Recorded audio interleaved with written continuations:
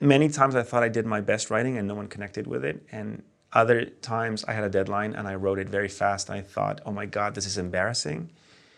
And people loved it. You have read like hundreds of screenplays, correct, when you've interned at these production companies, Guido? Probably, yeah.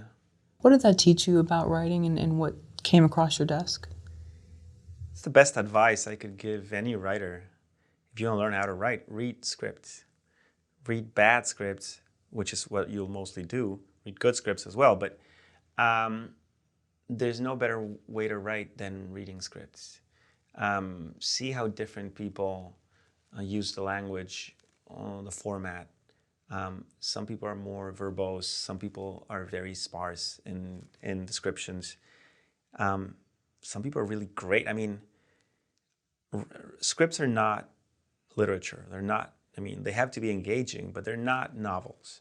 So if you can be very concise and convey the idea in a snappy way, in one sentence, those scripts really work.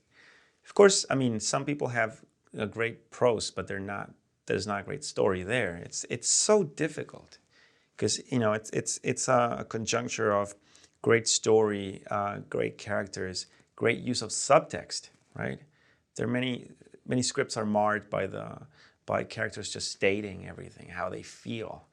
And sometimes you got to do that, but using subtext, you know, good use of subtext is always appreciated.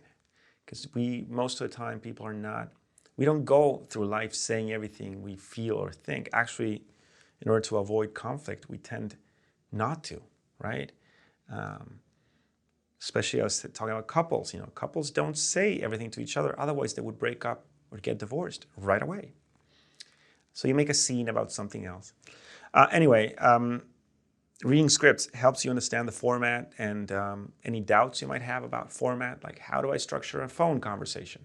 Well, scripts that do that teach you. Use of language, how to be precise and concise. How to start scenes and end them. You know, some people will just surprise you. Every once in a while, try to read great scripts by recognized writers as well. I mean, the script for Unforgiven, Clint Eastwood's movie, that's a novel. I mean, I wouldn't use it as an example. It's an amazing script.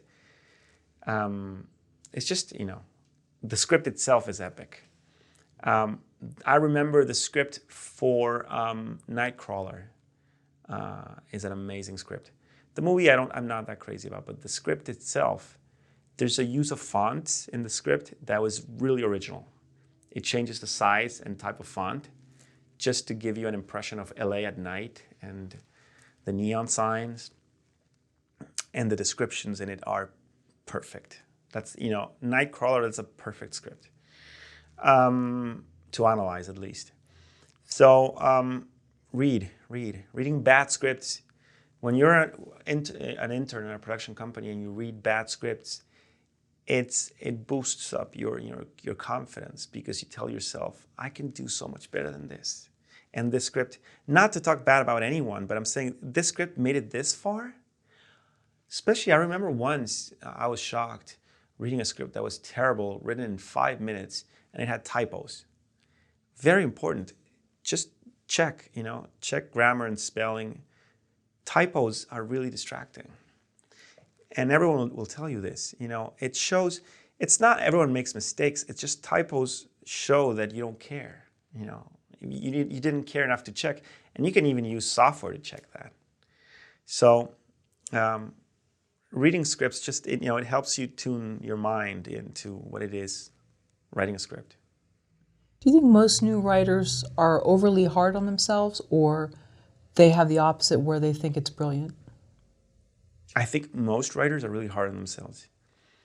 Of course, you'll meet a few people that will say they're brilliant. A, I don't know if they actually believe it. And B, if they actually believe that, oh my God, they're, I don't envy them, because they're gonna hit their head against the wall at some point. I'm not saying people can't be brilliant. Of course there are. And they're natural-born storytellers. I've met a few. It's just that, you know, I don't think it's a good idea to go through life thinking you're brilliant. Sooner or later, you know, it's gonna hurt for all of us. But it hurts too to think you're not brilliant. And in fact, you're the opposite, so. You know, I think it would be good to avoid extremes. You know, like That's at some point, I mean, the older I get, and I'm not really that old, but the older I get, I realize what helps and what doesn't help. You know, it's what's useful. Is it useful to think I'm brilliant? No. Is it useful to think I'm an idiot? No. Is it useful to think that this is the best I'm doing the best I can and that it's probably going to be good enough because this is what I can offer? And if they don't like it, it's because maybe I wasn't the right person for the project? Maybe. And of course I say this very calmly now, and then I'm writing the script and I will say to myself, like, oh my God, this is awful. Like, you know, I wish I could do better. And I will also tell myself, this is my best writing. And then, you know what's funny?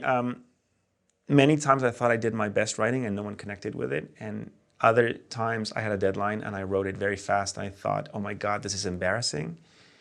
And people loved it. So whatever opinion you have of yourself, I would try not to take yourself too seriously in general, in life. I like that. So you avoid extremes, because it also applies to dealing with other people too. Oh no, I'm very extreme. I'm saying what I wish I did. I try to be mindful about it. I don't always succeed. Sure. I mean, we all want to sort of live in the gray, but yeah, I mean, ideally, if I could choose, I would choose to be aware as I can, as in the moment as I can. And this has nothing to do with writing, by the way. This is life. I mean, I feel like there's so many labels that I put on myself, and then everyone puts on one another. You know, and you're meant to categorize yourself, and especially like, what do you write? Oh, I write period dramas. You know, like, well, that's not true. That's what I'm doing now. I don't think that's what I'm going to do forever, and it doesn't help. You know, I know they need to be able to label you so that they can hire you, and so you know, I'm not trying to start a revolution like, you know, I am who I am, but. If you have to label yourself to get a job, do it. But internally, I try not to label myself. I try to be a better writer every day. I try to expand my interests and my scope, you know. And if someday I can write a rom-com, why not? I mean, I don't know.